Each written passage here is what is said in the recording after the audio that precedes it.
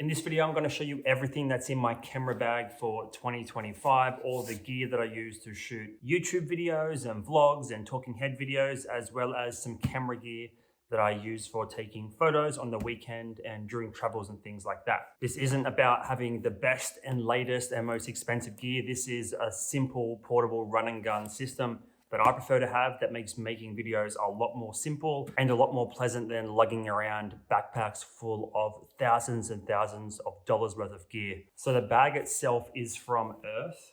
I got this for about $150 AUD, and it's a 5-liter Dolomite sling. It's quite small. It's about the size of my forearm, if that's a good measure of length. But it's small and it's portable, and it makes me think about things intentionally, because obviously I don't want to carry more than this around. So everything in here has to have a very specific purpose and use case for my needs. And there's no wasted space in here. There's no stuff I'm taking anywhere out with me during the day that I don't need. So before I rip into it, I'll show you what it looks like on the inside. Obviously, everything's quite neat with the dividers in there. And obviously I'll run through all the individual pieces of gear. There is the big main pocket that I've just showed you.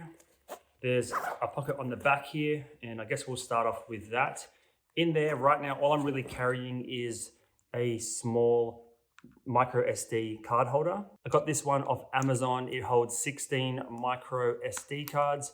It's super light, super small. I definitely don't need 16 slots, but it's the kind of smallest, simplest one I could find. None of the gear that I have requires full-size SDs, so this is specifically for the micro SDs. And that's all that lives in the front pocket as of now. So going into the main compartment here, I'm just going to go with this first little bag. This is my main camera that I've been using. This is the carry case for the Osmo Pocket 3. As you can see, this is just the standard edition with the protective case. Inside the case, we have the wide angle lens that comes with the camera, and I've also purchased a K&F variable ND filter, which I haven't really used too much, but it does go in there. It's magnetic, and this is my main camera. I really like the portability of it. Obviously it's quite small, fits in my hand. And a little hack, if you have this camera and you don't have a selfie stick, you can actually slot it in to this notch right here, as so. If you need a little bit more length, you can use it like that. And that way also you've always got the protective case with you. You don't have to put it in your pocket or anything. You can actually just hold it in your hand as you use it. That's a big hack that I found. So that camera lives inside its own carry case. I don't want to have this rolling around inside the bag because the gimbal head can spin a little bit. I don't want that damaged if the bag's getting tossed and turned. So if it's inside its own smaller carry case, I'm a bit more comfortable carrying it around like that. In addition, anything else that's related to the Pocket 3 goes in this little bag. So I have the mini tripod, and I also have this, which is the K&F Concept charging adapter base. Now, what's cool about this is it clips into the bottom with the micro USB port, like so. First of all, it has the USB-C pass-through, so I can charge off this, but it actually creates a more solid base as opposed to the rounded bottom of the actual camera. On top of that, you get a 1/4-inch screw thread in the bottom, and you'll also get the fold-out action camera legs if you want to use those. And obviously, if I want to screw this mini tripod in, I want more of a sturdier base, because obviously these legs are quite narrow. If it was too windy or a bit of an unsteady surface, I can screw this mini tripod in, which obviously gives me a bit more length if I want it, but then it's more of a wider surface area as a tripod. So those are the two main things that I keep with the Pocket 3 at all times. And unfortunately, it doesn't fit inside the bag with the little adapter on there, so I have to remove that, but it's a 1-second job. And I should also mention that I have the K&F Concept Quarter Black Diffusion Pro Mist filter permanently on there, which I use more so than the ND filters. So that is everything that goes inside of the actual carry case. And because that's my main camera, it's always kind of on top inside the bag.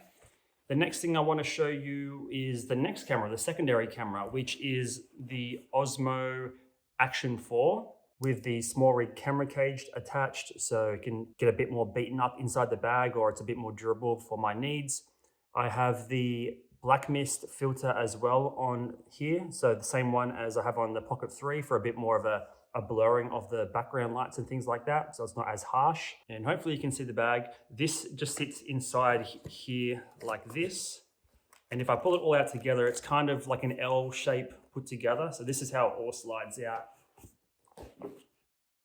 It's kind of how it sits, and that's just the tripod for the actual camera.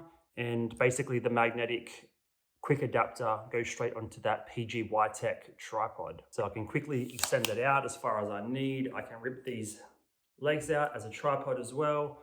Super simple, super portable. It clips off, and then I can just rotate that so it's a bit more compact inside the bag, and then I just slot it in like that, so it's all ready to go in one piece. So underneath where the Pocket 3 lives is the DJI mic kit. And again, I like having things all kind of contained together so I know what I'm pulling out. Now this one houses my DJI mic mini charging case with the two mics in there. And what I have currently is the black mic with the gray windshield is connected to the DJI Action 4. Just for simplicity's sake, I have the gray cage linked to the gray windshield, just because it's easier visually. And then for the Pocket 3, I have the black one because the Pocket 3 is black. And then I have the receiver here, which I'd never use because I don't have any like mirrorless or DSLR cameras right now. So that's the main thing that lives inside the carry case. Also inside the carry case, I have the DJI Mic 2 transmitter, which comes with the creator combo for the Action 3. I haven't used that too much. I prefer the mic minis, but that's just a preference thing. And the only other things inside the little mic bag are extra dead cats and a couple of USB-C cables. So that's the microphone bag. Nice and simple. So far we have the Osmo Pocket 3 carry case, the microphone carry case, and the quick Action 4 setup. Speaking of the Action 4, the other thing that I have in the bag is this magnetic mount, and this can be used on cars or obviously magnetic surfaces. And it has this pivoting arm that has two ball heads with the 1/4-inch thread on the bottom. I can just screw that on if I want to mount it to the side of the car or something. Not that I've done that yet. It's a bit precarious for my needs. And because it lies quite flat, it's not really taking up too much room inside the actual bag. And the final thing in my bag is my film camera in this last little pocket, probably the most precious thing in the kit, quite honestly.